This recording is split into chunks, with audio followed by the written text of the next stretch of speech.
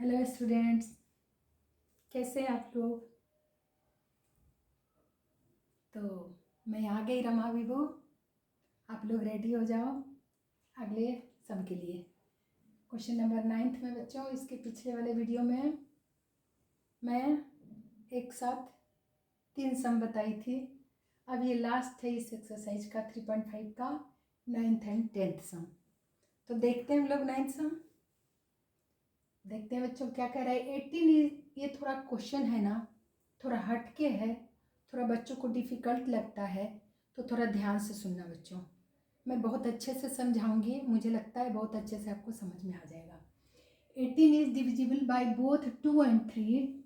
It also divisible by 2 into 3 is equals to 6. Similarly, a number is divisible by both 4 and 6. Can we say that the number must also be divisible by 4 into 6 is equals to 24? If not, give an example to justify your answer. तो बड़े ध्यान से देखिए। Question कह रहा है कि 18 एक नंबर है जो 2 और 3 इसके फैक्टर्स हैं, दोनों से डिविजिबल है। तो वो फिर क्या कर रहा है, वो उसके प्रोडक्ट से भी है डिविजिबल। तो इसके आगे फिर हम चलते हैं। बाद में क्या कह रहा है कि एक नंबर और है, जो कि 4 और 6 से डिविजिबल है। तो क्या वो उसके प्रोडक्ट से भी डिविजिबल होगा, उसी की तरह जैसे ऊपर में है। मतलब दूसरा एग्जाम्पल लेके बताया है, देखते हैं। और जस्टिफाई करना है आपको एग्जाम्पल देख के। तो देखते हैं बच्चों, पहले देखिए क्वेश्चन जैसा कर रहा है। 18 is divisible by both 2 and 3। देख लेते हैं सॉल्यूशन में। सॉल्यूशन नंबर 9 है, बड़े ध्यान से समझना। 18 को कह रहा है कि डिविजिबल है 2 से भी, 2 से है, कितना आ गया 9 इसका क्वेश्चन है। और 18 को कह रहा है कि वो डिविजिबल है 3 से भी, तो 6 इसका आएगा। तो कह रहा है कि वही नंबर डिविजिबल है 6 से भी। 18 को यदि 6 से डिवाइड करते हैं तो हाँ हो रहा है 3 जा। तो कह रहा है कि क्या ऐसे ही दूसरा एक पेयर है, दूसरा एक नंबर है इसी की तरह, 2 और 3 है ना, उसी की तरह 4 और 6 एक नंबर है, 2 नंबर है। तो क्या उसका प्रोडक्ट भी उस नंबर को, एक जो अननोन नंबर है उस नंबर को 4 और 6 डिवाइड करता है, तो क्या उसका प्रोडक्ट भी डिवाइड करेगा, ऐसा क्वेश्चन कह रहा है। और यदि नहीं करता है तो जस्टिफाई दे करके आपको उसका आंसर देना है। देखते हैं, पहले इसी क्वेश्चन में समझ लेते हैं। तो बच्चों, को प्राइम नंबर हम लोग पिछले 2-3 क्वेश्चंस में खूब पढ़े हैं। को प्राइम नंबर किसे कहते हैं, जिसके केवल 1 कॉमन फैक्टर आता है, ओनली 1 सिंगल नंबर 1। तो यहाँ देख लेते हैं, पहला जो एग्जांपल दिया 18 इज डिविजिबल बाय 2 and 3। तो 2 and 3 यहाँ क्या है, 2 and 3 जो हो वो को प्राइम नंबर है।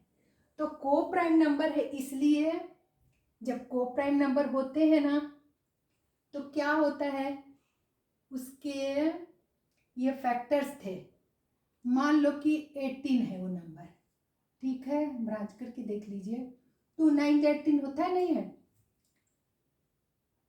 लेकिन इन्होंने बोला 2 and 3, ये 2 and 3 से है, सॉरी 2 and 3 से है, ये डिविजिबल था, ठीक है।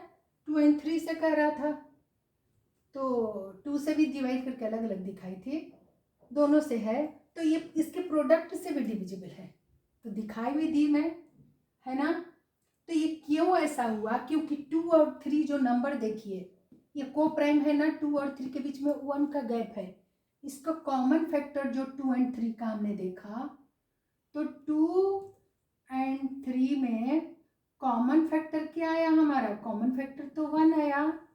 सो 2 and 3 और को प्राइम नंबर्स थे, ये को प्राइम नंबर्स थे,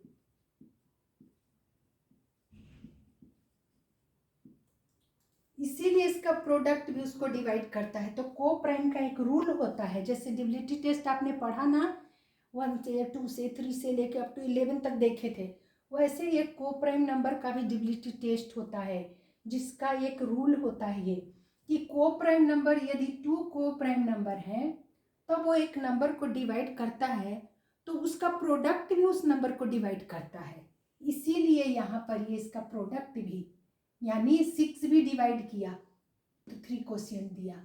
ठीक है बच्चों, सो हम क्या जानते हैं, लिख देते हैं यहाँ पर इफ, तो यहाँ ये दो इसके क्या हैं, इसके कॉमन फैक्टर 1 ही है, तो हम यहाँ पर लिख सकते हैं कि if A number is divisible by two को प्राइम नंबर्स, ऐसे लिख सकते हैं। इफ ए नंबर इज, क्योंकि ये हुआ, ये सब कुछ हमने देख लिया, if A number is divisible by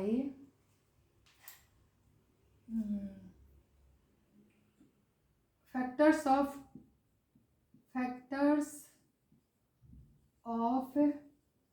2 co-prime number,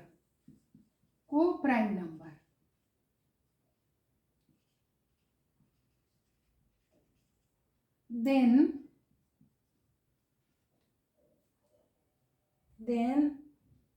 वो नंबर उसके प्रोडक्ट से भी डिवाइड होता है, then that number would be, then लिखो that number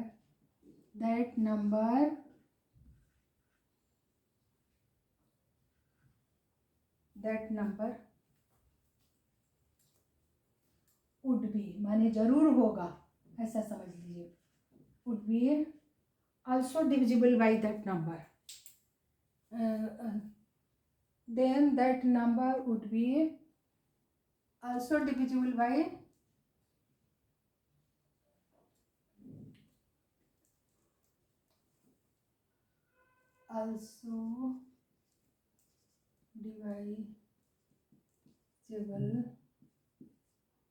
the product of the number, products of the number, यानी उसको को प्राइम नंबर के प्रोडक्ट लिखो, यहाँ नंबर्स लिखो, प्रोडक्ट ऑफ द नंबर से भी, उसके प्रोडक्ट नंबर का जो प्रोडक्ट है उससे भी वो नंबर डिविजिबल होता है।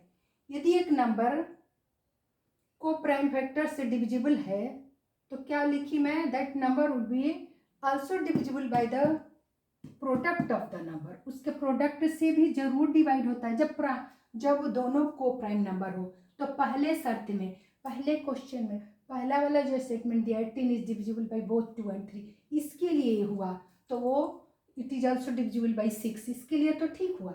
लेकिन अब दूसरा जो एग्जाम्पल लिया, similarly a number divisible by both 4 and 6, can we say that the, मान लो कि वो नंबर दूसरा के लिए अब कह रहा है, मान लो let that number be x, दूसरे के लिए बता रही हूँ, लेट दैट नंबर बी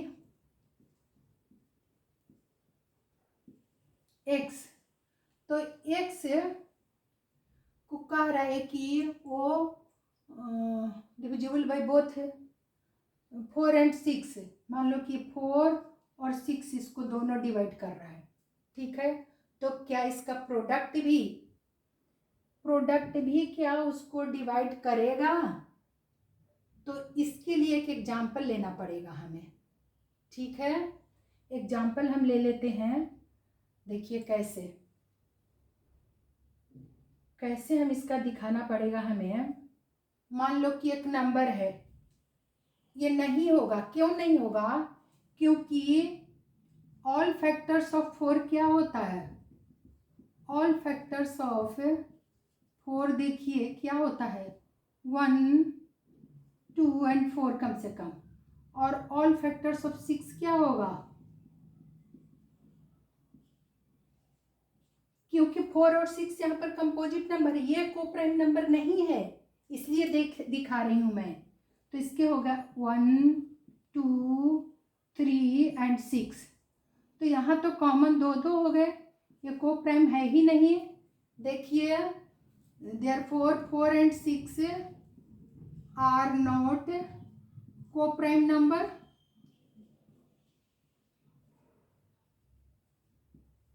और जब को प्राइम नंबर्स नहीं होते हैं तो उसका प्रोडक्ट उस नंबर को यानी x को डिवाइड नहीं करेगा। जब ये दोनों प्राइम होते तब, को प्राइम होते तब डिवाइड होता वो नंबर, अननोन नंबर जो है। लेकिन ये दोनों कंपोजिट नंबर है तो वो डिवाइड नहीं हो सकता है, रूल ऑफ कोप्राइम के रूल के हिसाब से। ठीक है बच्चों, अब आप अच्छे से समझ गए होंगे, क्योंकि ये क्या है, कंपोजिट नंबर है, 4 और 6 है। 4 और 6 आर नॉट कोप्राइम नंबर। 4 और 6 आर, ये भी लिख सकते हैं, 4 और 6 आर क्या है, कंपोजिट, क्या हम पढ़े थे, प्राइम एंड कंपोजिट नंबर, है ना, प्राइम एंड कंपोजिट नंबर है ये, कंपोजिट नंबर भी है ये। एंड लिख दी ऊपर नॉट कोप्राइम नंबर, क्योंकि ये कंपोजिट नंबर है इसलिए 4 और 6 आर कंपोजिट नंबर्स। तो अब क्या करें, हम एक एग्जांपल लेते हैं, देख लीजिए, कहा है justify to your, give an example to justify your answer. तो एक एग्जांपल लेते हैं। एग्जांपल क्या लेते हैं, देखिए एग्जांपल हमें लेना पड़ेगा। मान लो कि मैं एक नंबर 12 लेती हूँ, ठीक है, देखिए तो 12 जो है इसके फैक्टर्स 4 से तो डिवाइड हो रहा है, 4 3 जा, और 6 से भी डिवाइड हो रहा है। ये 12 जो है दूसरा फैक्टर क्या है इसके, 6 है, क्योंकि कंपोजिट नंबर है। 12 को यदि मैं डिवाइड कर रही हूँ 6 से तो भी हो रहा है, 2 दे रहा है इसका। लेकिन क्या 4 6 जा 24, 4 6 जा क्या होता है 24, क्या 24 से डिवाइड अब होगा, इसके प्रोडक्ट क्या होगा, 4 और 6 का प्रोडक्ट ऑफ 4 और 6 क्या हो रहा है, प्रोडक्ट ऑफ 4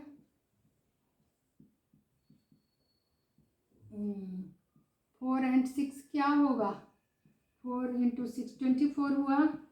तो क्या 12 24 से डिवाइड हो रहा है, नहीं हो रहा है, देखिए नहीं हो रहा है। ये 12/24 हाफ हो जाएगा, फ्रैक्शन में आ जाएगा, है ना।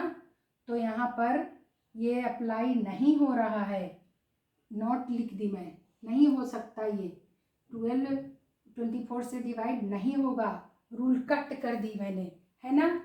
ये नहीं कर रहा है, एक्सेप्ट उसको प्राइम के जो रूल होता है उसको नहीं फॉलो कर रहा है, इसलिए कॉन्सेप्ट यहाँ गलत है। मैंने जस्टिफाई कर दिया आपको एक एग्जाम्पल देके। ठीक है बच्चों, आप समझ गए होंगे। फिर देर सो क्या लिखे, can we say that the number must also be divisible by 24, no. तो लिखेंगे नो, दैट नंबर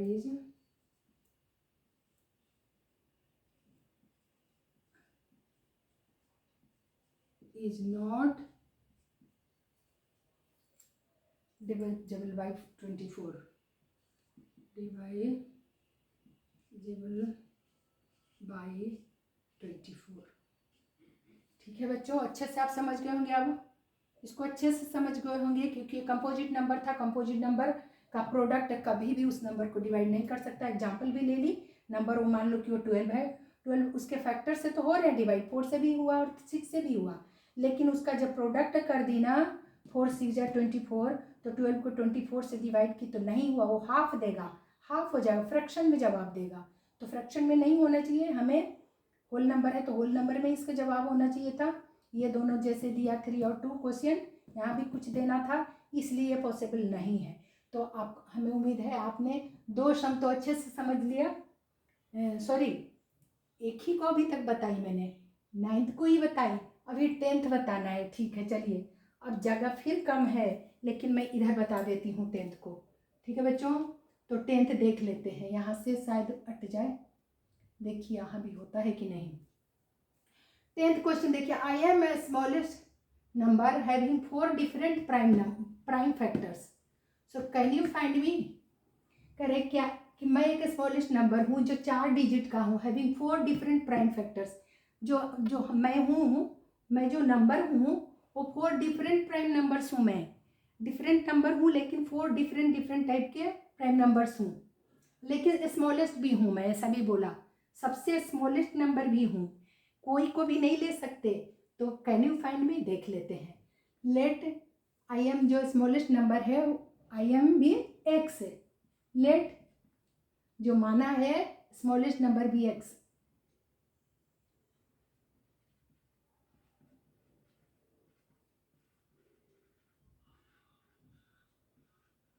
एक्स मान ली मैं। तो देखिए 4 डिफरेंट प्राइम नंबर्स, तो सबसे स्मॉलेस्ट है इसलिए हमें लेना पड़ेगा स्मॉलेस्ट प्राइम नंबर कौन कौन होंगे। शुरुआत से लो, स्मॉलेस्ट प्राइम नंबर हमारा कौन होगा, शुरुआत के ही नंबर होंगे। प्राइम नंबर कहाँ से स्टार्ट होता है, 2 से। 2, 3, 5 एंड 7 यही होगा, ठीक है ना। आगे कभी कई पेयर हो सकते हैं लेकिन यही आंसर सही होगा।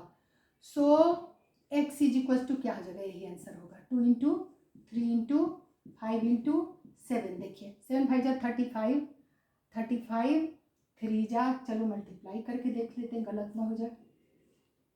10